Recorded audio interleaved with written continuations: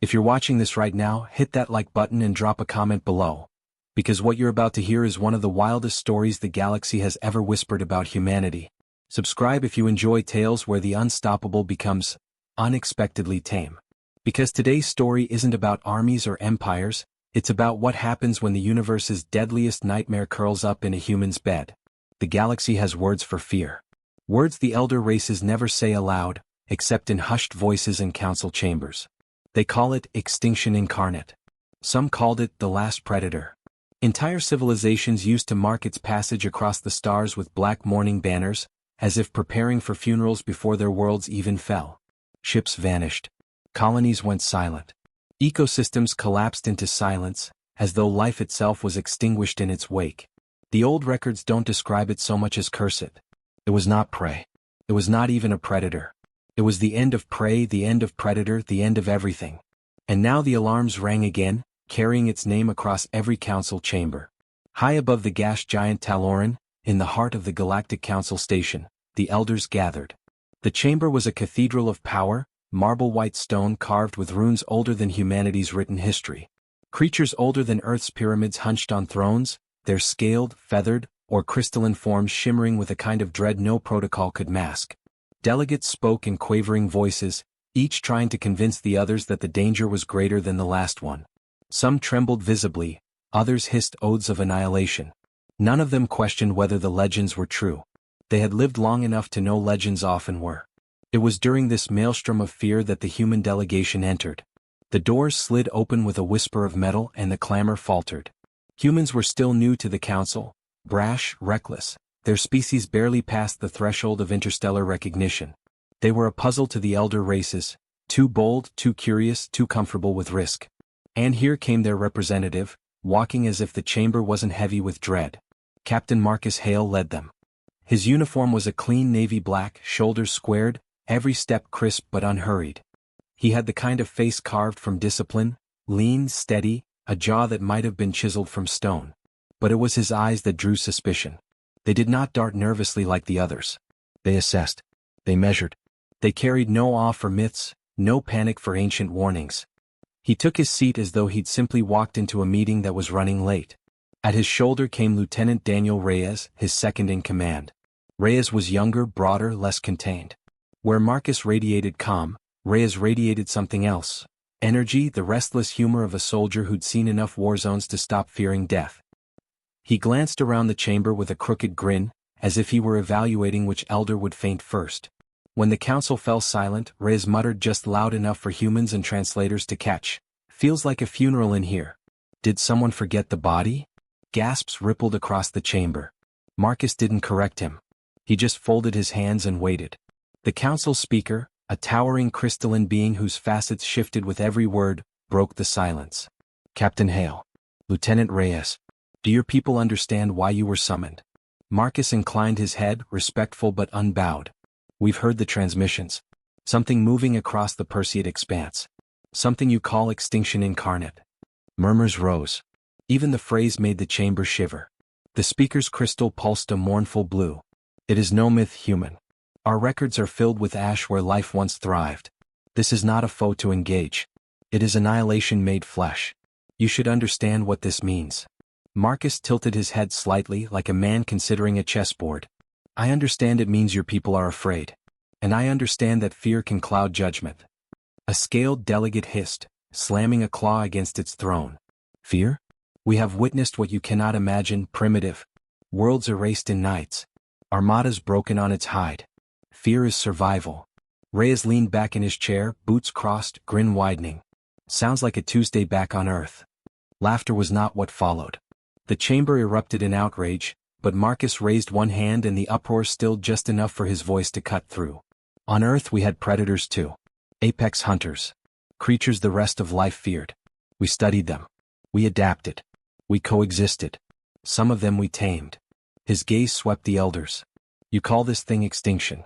I call it a problem. Problems can be solved." The elders hissed again, feathers rustling, crystals dimming in outrage. To them this was arrogance. To them this was madness. But Marcus's voice didn't rise. It stayed level, steady, certain. And that certainty was more unsettling than Reyes's humor. Because arrogance could be dismissed. Certainty was harder to ignore. The speaker leaned forward, light refracting in uneasy patterns. You believe your kind can solve this? What hubris! What delusion!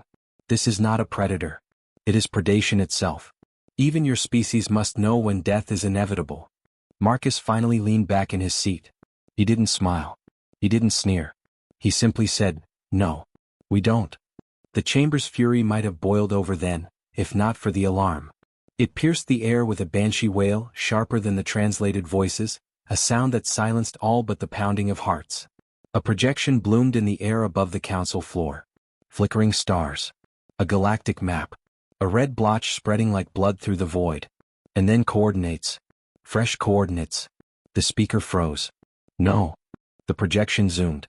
Not an empty expanse, not a forgotten ruin. A colony. A living world. Gasps cascaded across the chamber like a wave. The name hung above the coordinates, written in every language at once. Haven. A human colony world. 70,000 settlers. Families, children, builders, farmers. A place without warships, without defenses built for the unimaginable. And the red blotch, the mark of Extinction Incarnate, was heading straight for it. Elder voices rose in horror. It is too late. The humans are lost. The beast has chosen its prey. Panic surged like a tide of inevitability. Even the speaker's crystalline body dimmed, colors shifting toward despair. To them, Haven was already gone. To them, humanity's first true colony beyond Sol was already a graveyard. But Marcus Hale did not rise. He did not curse. He did not mourn. He simply exhaled slowly and turned his eyes toward the red blotch, watching it crawl across the map. A soldier's gaze. A hunter's patience. Beside him, Reyes broke the silence with a low whistle. That's close to home. The speaker's voice cracked like breaking glass. Captain Hale, do you comprehend? Your people will be extinguished. This is the end. Marcus finally looked up at the chamber, his expression unreadable. No, he said quietly. It's the beginning. The elders erupted again, shouting warnings, spitting fury, their fear clawing at the air. But Marcus had already stood, Reyes at his side. They turned toward the doors, the alarms painting their shadows red. And as the chamber howled, Reyes leaned close enough for only Marcus to hear. So boss, what's the plan? Marcus didn't break stride. Simple, he murmured. We don't run. And with that, the human delegation walked out, leaving the council drowning in its own terror, and the galaxy's deadliest myth speeding toward a world that humanity dared to call home. The alarms had faded by the time the humans returned to their vessel, but the echo of that council chamber still clung to them like smoke after fire. The elder races had shouted themselves hoarse with warnings and prophecies, but Marcus Hale's stride never faltered, and Daniel Reyes wore his grin like armor. They moved through the docking bay in silence, trailed by aides who didn't dare ask what came next. Only when the blast doors sealed behind them and the familiar hum of their own ship surrounded them did Reyes break the quiet. So, Extinction Incarnate is heading straight for our backyard, he said, leaning against the bulkhead. 70,000 civilians, most of them kids and farmers, and the galaxy's bogeyman's about to pay them a visit. Remind me why we didn't just requisition a battleship and start praying? Marcus keyed a sequence into the ship's console, his expression a mask of control. Because battleships won't matter. They never did. Reyes raised a brow. You've got a plan then? Marcus paused, hands hovering above the controls as he considered his words. I have questions. Plans come after answers. It was not the reassurance Reyes wanted, but he respected the honesty. Marcus Hale had never been a man who offered false promises. He gave only what he believed, and that steadiness was why men had followed him into firefights, why Reyes followed him now even as entire empires quaked in fear. The ship detached from the council station and drifted into the black sea of stars. Behind them, 1,000 alien eyes watched, wondering whether humanity's arrogance would get them all killed. Ahead lay Haven, and something far older than history moving through the void toward it. The journey was not long by interstellar standards, but every hour stretched taut as wire. Reyes filled the silence with his usual quips, though underneath the jokes was a soldier's sharpness, measuring Marcus's every reaction. Finally, when the stars shifted and the NAV screens aligned, Marcus summoned him to the command table. I've reviewed the elder records, Marcus began, gesturing to the holographic archives. Ancient texts, etched in glowing alien script, spilled into the air between them. Every race has its myth. A creature vast enough to blot out suns, silent enough to ambush fleets. But look closely. The stories don't agree. Reyes leaned in, watching Marcus flick through accounts older than most nations. Don't they all end the same way? Everyone dies. Not everyone, Marcus corrected. Some colonies were wiped out. Others were abandoned. But some records stop mid-sentence as if whatever they feared moved on before finishing the hunt. Reyes frowned. So it got bored? Or it wasn't hunting? That word hung heavy. Not hunting. Not extinction for extinction's sake. Marcus replayed the most recent transmissions, the shaky footage from a scout frigate before its signal went dark. A vast silhouette gliding through nebulous dust. A maw bristling with light. And yet, what Marcus's eyes tracked was not the terror. Was the pattern. The looping trajectory. The hesitation before striking. It circles, Marcus said softly. Like it's testing boundaries. Like a predator probing prey it doesn't understand. Reyes scratched his jaw, skeptical but not dismissive. You're saying this galaxy-sized nightmare is curious? I'm saying, Marcus replied, that if it only wanted to destroy, it wouldn't leave survivors. But there are survivors. Enough to suggest motive we don't understand. The words were steady, but Reyes could see the tension in his captain's shoulders. Marcus wasn't immune to fear. He simply refused to let it dictate his choices. And that refusal was perhaps the most dangerous weapon humanity had ever wielded. A transmission request chimed. Against Marcus's orders, the council had reached out again. This time the speaker's crystalline face filled the holoscreen, light fractured with urgency. Captain Hale. You approach Haven still? This is folly. Evacuate what civilians you can and abandon the rest. If you remain, your species will share the fate of 100 dead civilizations. Marcus's jaw tightened. We won't abandon them. Not while there's a chance.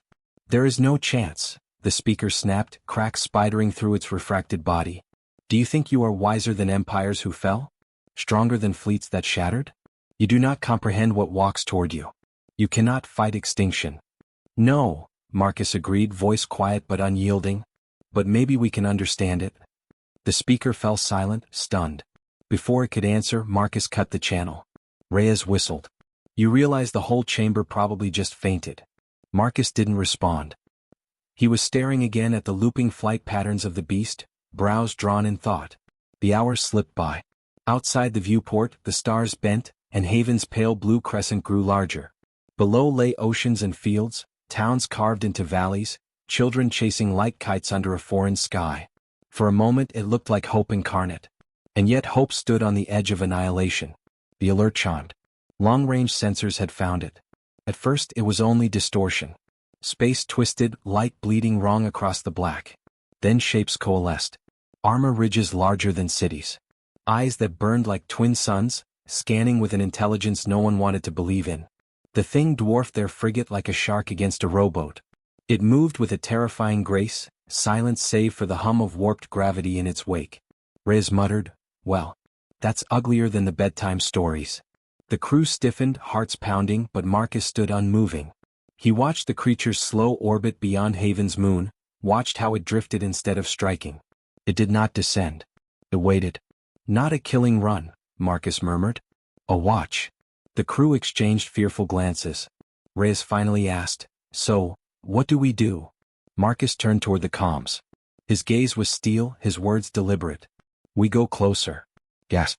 Protest. The helmsman stammered. Reyes barked a laugh of disbelief. Closer? You want us to stroll up and say hello? If it wanted to kill, we'd already be dead, Marcus said flatly. We need to know what it wants. Reyes dragged a hand down his face. Hell, Marcus, you're going to get us eaten. But he didn't argue further.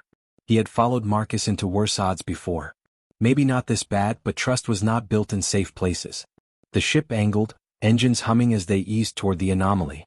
The void grew thicker, pressure bending metal, every system straining. The crew gripped their stations, eyes wide, while outside the beast's eyes turned toward them. Sons of hunger. Or perhaps sons of something else. The moment stretched until hearts nearly broke. Then the beast moved, slow, deliberate, sweeping closer, shadow blanketing the frigate. A soundless roar vibrated through the hull, rattling bones, shaking souls. And yet, there was no strike. Only presence. Reyes whispered, why isn't it tearing us apart? Marcus's answer came in the calm that had made him a legend on battlefields. Because it's deciding. The lights flickered. The hull groaned. The crew looked to their captain, to the soldier who stood as if the beast's gaze weighed nothing. And in that silence, with annihilation hanging above them like a blade, Marcus Hale simply said, "Hold steady." And the universe's deadliest predator did not strike. Not yet. The frigate held its breath as though ships could breathe, every rivet and circuit taut beneath the gaze of the beast. Its shadow swallowed them whole, and every human aboard felt it press against their bones, an ancient gravity older than language. 4 minutes that stretched into eternities, Marcus Hale stood with his hands clasped behind his back, eyes fixed on the colossal form outside the viewport. Daniel Reyes leaned against the console, forcing a smirk he didn't feel, though sweat had begun to bead along his temple. The crew waited for orders, and in their silence, the predator's presence filled the void. Then Marcus spoke, his voice steady enough to make men unclench fists and exhale the breaths they hadn't realized they were holding. "It hasn't attacked.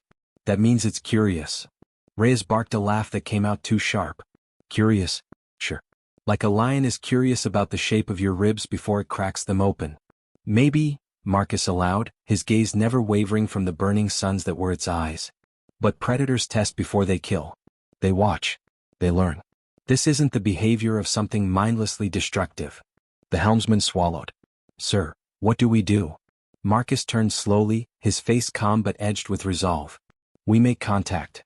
A collective shudder swept the bridge. Contact. To the crew, it sounded like stepping into the mouth of death and hoping not to be chewed. Reyes muttered a curse, then shook his head.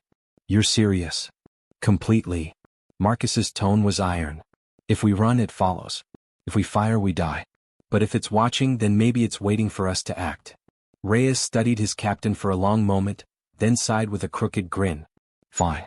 Let's poke the universe's worst nightmare and see if it purrs." Marcus didn't return the grin. He only nodded toward the hangar bay. "Prep the drone." Minutes later, the frigate's belly opened and a slender drone slid into the void, carrying nothing but speakers and a crude improvisation. Reyes had insisted on the cargo, an archive of Earth's ocean sounds. The drone drifted into the dark, blinking like a lone firefly under the shadow of a leviathan. The first sound it played was a whale's call. Long, deep, haunting. A song meant for water, cast now into space where no one should have heard it. But something did. The beast shifted, its armored ridges quivering as the vibration struck. One massive eye rolled, focusing on the speck of a drone. The crew held their breath. The ship's sensors screamed with the energy building in the monster's core. They braced for annihilation. And then, the roar stopped. The tremors faded. The beast drifted closer, not to the frigate but to the drone, its massive bulk blotting stars. It did not crush the tiny machine. It circled it. Its eyes glowed softer, studying the sounds pouring from a creature it had never known. The whale sang again, the drone trembling under the vibration, and the terror of the galaxy tilted its head like a curious hound. Reyes blinked, then grinned wide. "I'll be damned. It likes the music." Marcus exhaled, tension slipping from his shoulders though his eyes never left the thing outside. "It's responding." For the first time, the bridge wasn't filled with fear. It was filled with awe. The drone cycled to another sound. Orca clicks, dolphin chatter, the language of hunters and play. The beast gave a low, resonant rumble, the kind of sound that shook metal but carried no malice. The crew covered their ears, but Marcus listened, tilting his head as though deciphering meaning. Reyes leaned closer to his captain. "You hear that? It's answering." Marcus didn't reply. His mind was already running faster than words. Not extinction.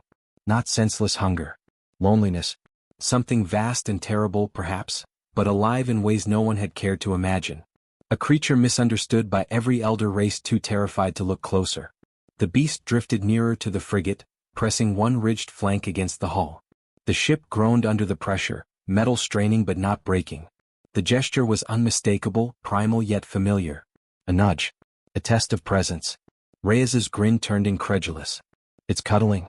"Marcus, the galaxy's executioner just wants a scratch behind the ears." Some of the crew laughed, shaky and wild with relief. Others whispered prayers. Marcus only stood straighter, voice calm but edged with awe. "It recognizes us." The drone pulsed another song, and the beast rumbled again, softer this time, almost like a purr.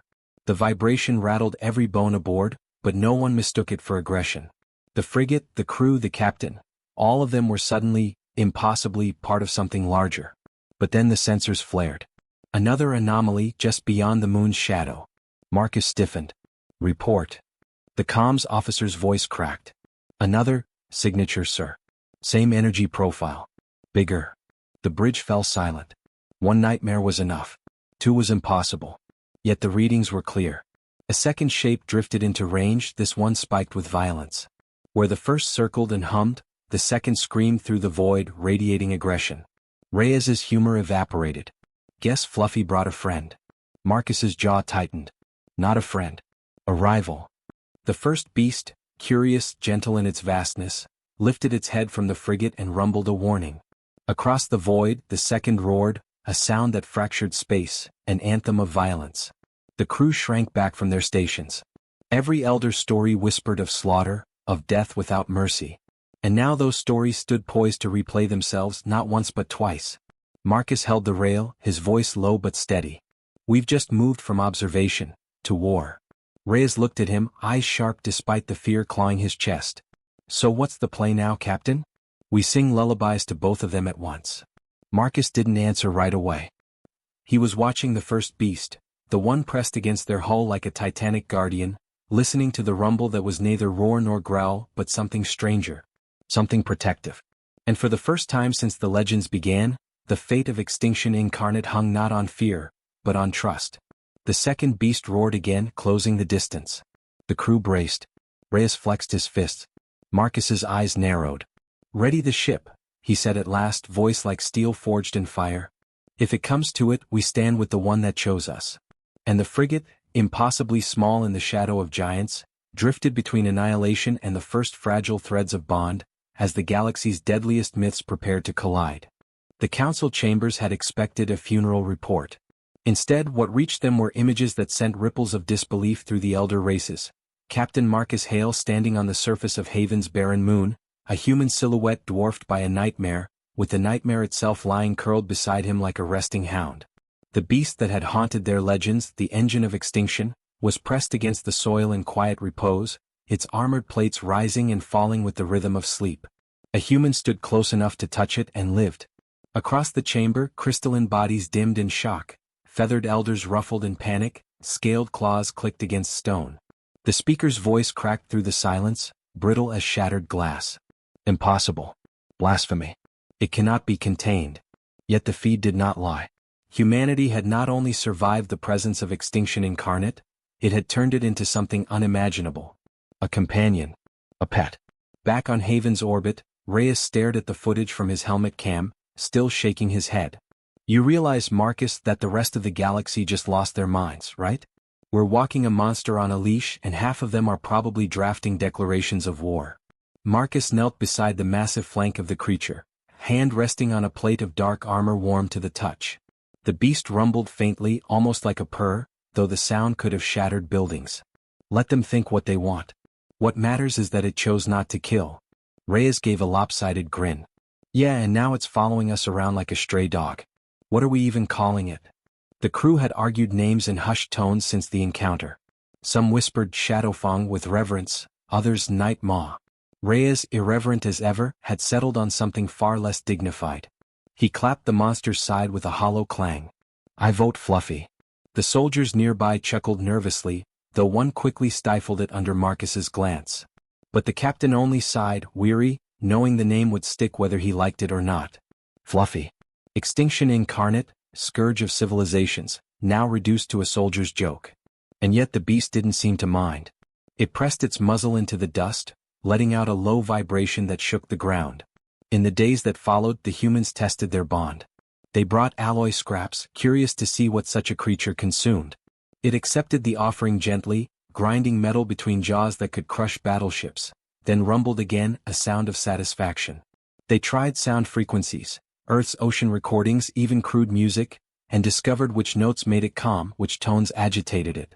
Reyes swore the beast leaned into scratches against its ridged plates, as though craving contact after eons of solitude. On the frigate, Marcus filed reports with words that sounded clinical but carried an undercurrent of awe. Specimen displays recognition of individuals. Response to auditory stimuli. Defensive rather than offensive behaviors when unprovoked. Potential for cooperative interaction. What the reports didn't capture was the feeling, How standing beside the thing felt like standing beside a storm that had chosen not to break. Haven's settlers, once trembling with fear, now ventured from their shelters to watch from a distance. Children pointed from hillsides as the Titan rolled in lunar dust, casting shadows that blanketed valleys. Farmers whispered prayers when it curled near the colony's perimeter like a guardian beast. Fear gave way to tentative wonder. But beyond Haven the galaxy seethed. Transmissions poured into human space. Some races demanded immediate extermination of the creature before it regained its hunger. Others accused humanity of conspiring to unleash it as a weapon. Still others, young, defiant species long ignored by the Council, sent messages of admiration, seeing in humanity what they had never seen in the Elders: courage. The speaker's warning arrived sharp and venomous. Do you not understand? You play with fire that burned empires. What you hold is not a companion, it is extinction coiled in patience. The longer it stays, the more surely you doom us all. Marcus read the message in silence, then closed the channel. He had no answer that words could carry. Only actions. It was during one of those quiet tests, Reyes tossing alloy fragments like a man feeding a colossal stray, when the alarm screamed again. The ship's sensors lit crimson. Another presence approached. The crew scrambled to stations, eyes wide. Marcus strode to the viewport, where the stars warped under a shape even larger than the one beside them. Where Fluffy had lingered with curiosity, this second creature came bristling with violence. Its roar thundered across the void, cracking comms, shaking moons in their orbits. Reyes muttered through clenched teeth, "Well, there goes our peaceful pet adoption. Big Brother's here and he's pissed." The first beast stirred, rising from its resting place with a rumble that made the dust leap from the ground. Its eyes burned, fixed on the rival descending from the void. The air trembled with energy as the two titans regarded one another, ancient echoes of conflict etched into their very existence. Marcus's voice cut through the panic. "Stand down. Weapons cold." "Sir," the weapons officer stammered, "that thing's twice the size." "Stand down," Marcus repeated, steel in his tone. Reyes glanced at him, incredulous. "You're not seriously betting Haven's survival on a stare down between two space gods?" Marcus didn't blink. "It chose us once. It may choose us again." The larger beast roared, soundless in the void but felt in marrow, a declaration of territory and hunger. Fluffy answered with a rumble lower, deeper, shaking stone beneath human boots. And then, with the inevitability of storms colliding, the two lunged. The void lit with violence. Claws raked armor, jaws clamped against ridges, tails lashed like scythes.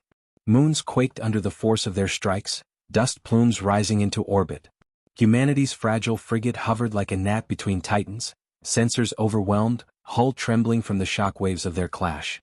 On the bridge, the crew watched wide-eyed, caught between terror and awe. Reyes gripped the rail so tightly his knuckles whitened. "Tell me you've got an idea, Marcus, because right now it looks like our pet's about to get turned into scrap." Marcus's eyes stayed on the battle, mind racing. Ideas don't win fights. Leverage does. He turned sharply. Patch through the sonic archives. Play the heartbeats. Confusion rippled, but Reyes grinned the instant he understood. Earth's most primal rhythm. Not songs, not chatter, but the steady drum every living thing once knew. The speakers trembled, broadcasting into the void a sound too small, too fragile for the scale of war. Yet it carried. The steady thump of a human heart. The larger beast faltered mid-swipe, eyes flicking toward the frigate. Its roar tapered into something more uncertain. The sound came again, steady, patient, alive. Fluffy rumbled in response, stepping back, lowering its posture, not in defeat but in recognition. For a breathless moment, the void held still.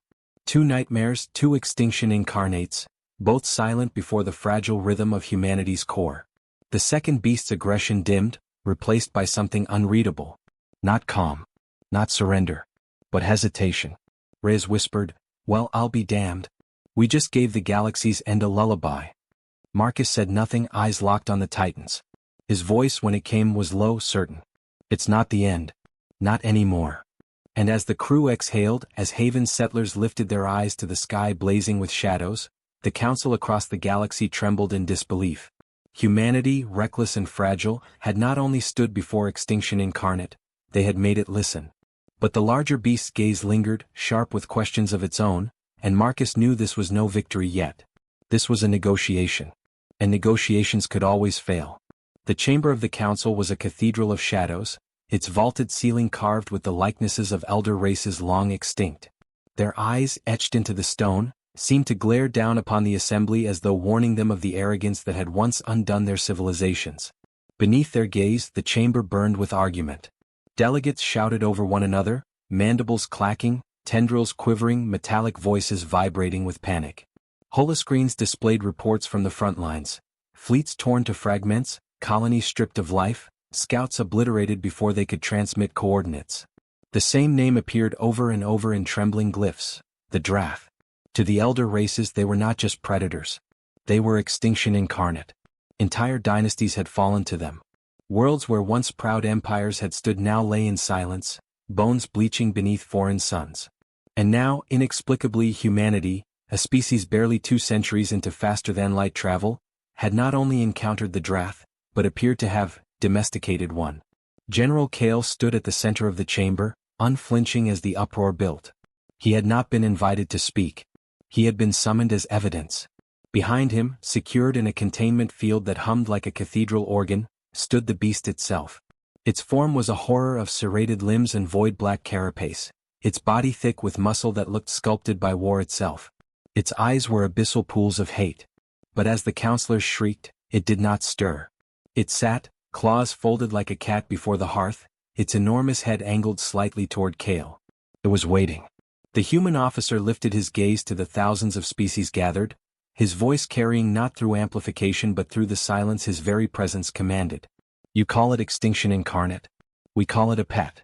The uproar redoubled and Kale let it roll over him like a tide.